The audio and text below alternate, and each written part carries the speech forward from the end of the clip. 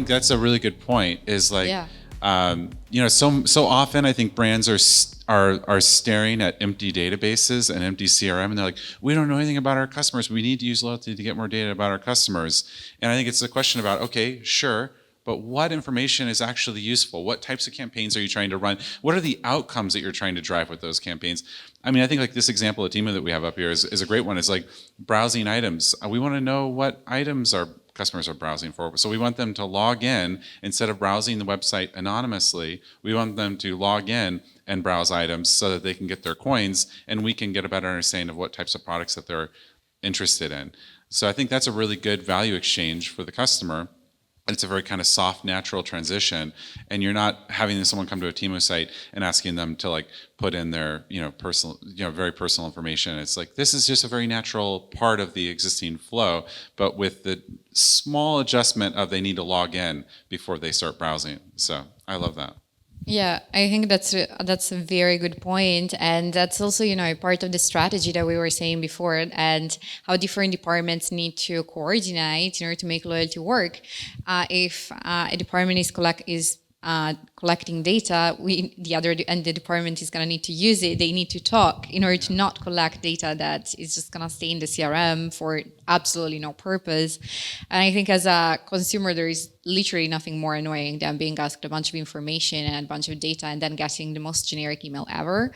So I think that's a very good point, and I love the soft personalization look that you were mentioning. I think that's something a lot of brands can leverage, and not a lot of them do, in my experience, but something that definitely can be leveraged more. Yeah, and I think there's also a lot of drop-offs when you ask too many questions, especially on sign-up flows, right? Like onboarding. The fastest way you lose customers is when you have like a form that's more than like 6 fields, because people just don't. It's like, this isn't worth it. It's like, I've got better things to do than fill out this form. And what are you even going to do with that information? And I think a lot of that information you could glean from their behaviors. Like even like the location, what's your favorite McDonald's? McDonald's should know what your favorite McDonald's is, right? from which stores behavior, you're going to, right? Mm-hmm. And so why force the customer to answer the quiz when you should be able to just glean that information and then use the login, that they get points for it as a way for that value exchange to get that information in a softer, more natural way. Great. That sounds amazing. So obviously we're talking about data, and collecting data on your members is really important, but it's also very important to analyze the data that you collect and to use it to draw insights. So I'm curious to know from you, Luke, especially when people are getting started with loyalty, what are the key metrics that you experience brands are looking at?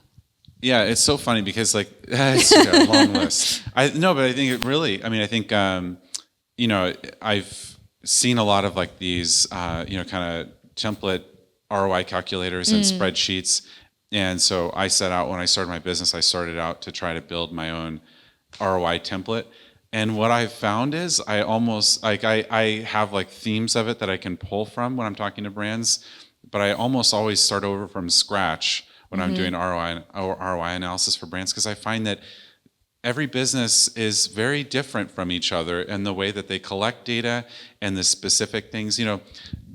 Women's tights is the most important thing to fitness fashion retailers, whereas with Canela it's minutes watched or monthly active users. With Starbucks it's frequency and CLTV, but they all kind of calculate it in very unique ways. And so I usually try to understand from them, again, it's this journey of understanding what is your brand, why do customers come to your brand, what are your brand's strengths, what are you trying to improve on, and then turning that into KPIs and then figuring out how to measure success. And then I try to set targets and goals on those KPIs. What do you think is a reasonable target for launch?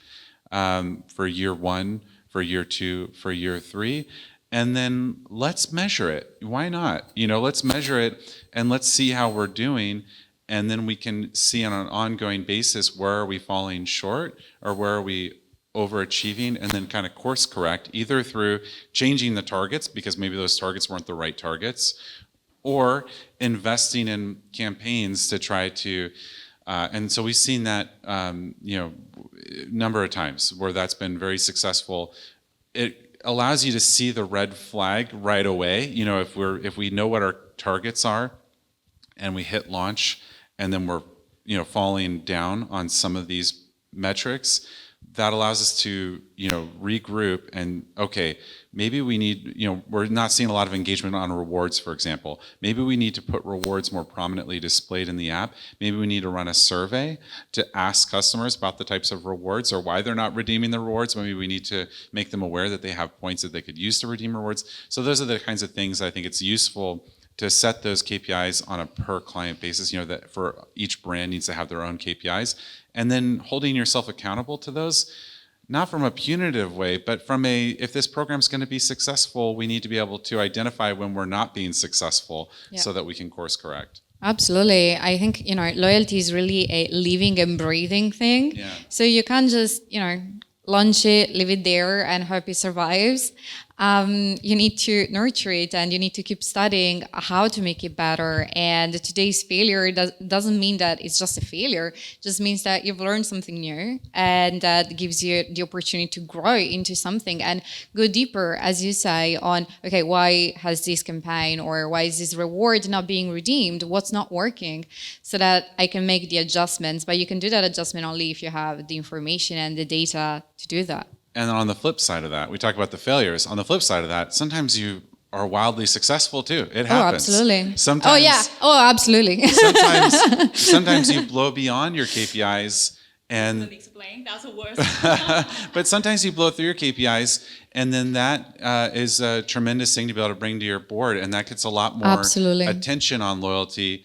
And that can allow you to get a lot more funding and a lot more roadmap. So that's an important reason to measure too, is because if you have good results, that's a really good thing to be able to show the objective measures and numbers that back that up. We have one customer of ours that has literally doubled the number of members that they had in the loyalty program. They had no idea that this was going to happen only after 6 months of going live. And it was, again, a champagne problem, really. They were very happy. And of course, that influenced the roadmap into what they are doing next and what they're going to be working on right now. But definitely, you never know. That's why sometimes you just need to try it out and do some A/B testing and try things out. And sometimes it works, sometimes it doesn't. Sometimes it's going to surprise you very positively, and sometimes you're going to rack your brain on why is it not working?